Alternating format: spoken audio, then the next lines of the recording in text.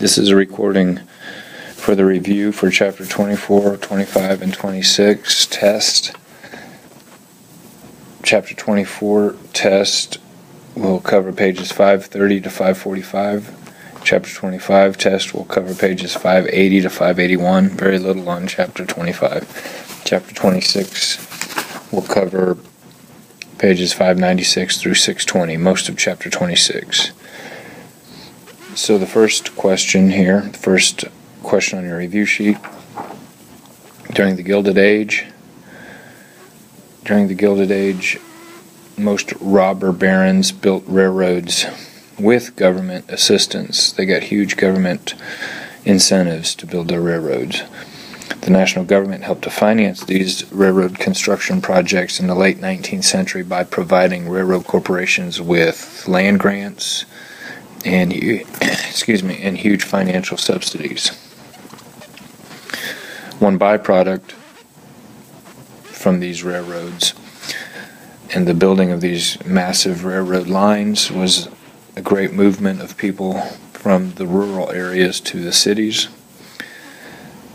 A single factor that helped to spur on this amazing industrialization after the Civil War was the great increase of railroad. The railroad lines affected time zones. Major rail lines decreed common fixed times so that they could keep their schedules and avoid major wrecks. Agreements between railroad corporations to divide businesses into given areas and share the profits were sometimes referred to as pools. It would be good for you to know the difference between pools, trusts, and interlocking directorates, holding companies, so on and so forth. Early railroad owners formed these pools in order to avoid competition. So they would divide business up into particular areas and then have a monopoly in that area.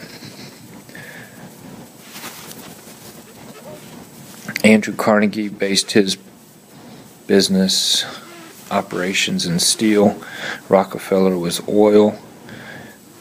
Morgan had to do with banking. Early on, it had to do with electricity and the light bulb, but eventually it was finance and banking. And James Duke had to do with tobacco. Henry Bessinger made major contributions in the steel production when the Bessemer process was introduced into the steel industry. This made the production of steel much more profitable. The Bessemer process. America's first billion-dollar corporation was United States Steel. The first major product of the oil industry was kerosene. The oil industry became a big business with the invention of the internal combustion engine and Henry Ford's assembly line. Public library movement across America was greatly aided by the generous financial support from Andrew Carnegie. Carnegie Libraries. America's newspapers examined their circulation and public attention by printing sensationalized stories about scandal and muckraking, digging up corruption and scandal. In post-Civil War America, Indians surrendered their lands only when they received solemn promises from the government that they would be left alone and provided with supplies on these remaining lands. Indian chiefs match up with Chief Joseph and the Nez Perce, Sitting Bull, and the Sioux Indians, and Geronimo was with the Apache.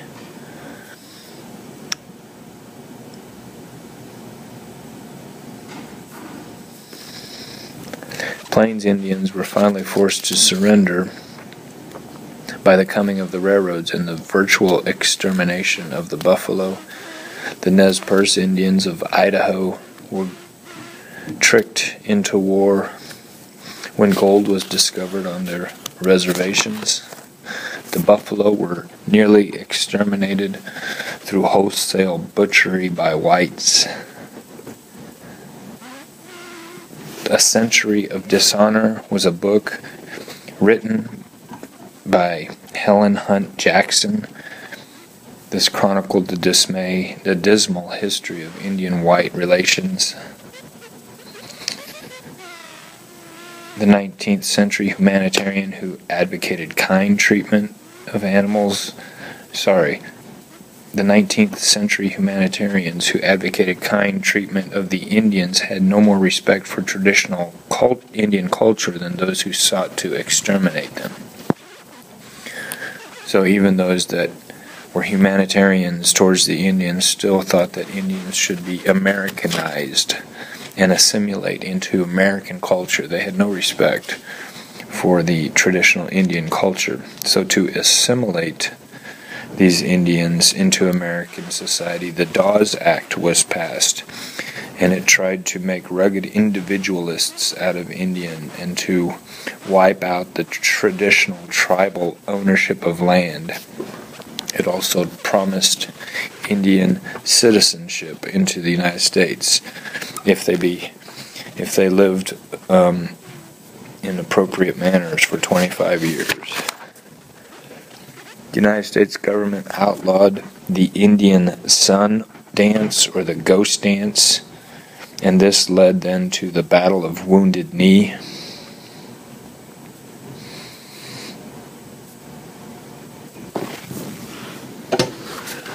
You're going to be asked to list several occurrences into chronological order. So you should list the Dawes Act was first, then the Oklahoma land grab. Then Indians are granted full citizenship, and lastly, Congress restores the tribal basis of Indian life. So those four events need to be placed into chronological order as I just listed them. Mining in the frontier played a vital role in attracting substantial white population to the West. Bitter conflicts between whites and Indians intensified as the mining frontier expanded. Homestead Act was an important part of this chapter. 160 acres were given to settlers, but many settlers on the rain-scarce Great Plains states felt like 160 acres was inadequate for productive farming. The Homestead Act assumed that public land should be administered in such a way as to promote frontier settlement. The Sooners of Oklahoma jumped the gun or left early in the land grab of Oklahoma. In 1890, the census was taken, and those that studied the census claimed that there was no longer a discernible frontier line. Population had expanded enough into the Great Plains states that there was no longer a discernible frontier line. Major organizations that started to develop and organize to help farmers of the Midwest and the Western states. The first major organization was called the Patrons of Husbandry. Others were the Grange movement. The original purpose of the Grange was to stimulate self-improvement through education and social activities for farmers. And in several states, farmers helped to pass Granger laws. These were early attempts to regulate the railroads so that railroads couldn't arbitrarily raise prices when it came to harvesting the crops. Eventually, these movements became farmer alliances. These were formed to take action to break the strangling grip of the railroads. The farmer alliances were especially weakened by the exclusion of black farmers. The farmer alliances of the western states excluded black farmers. Eventually, these farmer alliances became the Populist Party. The Populist Party grew out of, or was a direct successor to, the Farmers' Alliance. So this Populist Party ran presidential candidates, and in 1892, 2 years after the declaration that the frontier was closed, the Populist Party's presidential candidate of 1892 was James Weaver.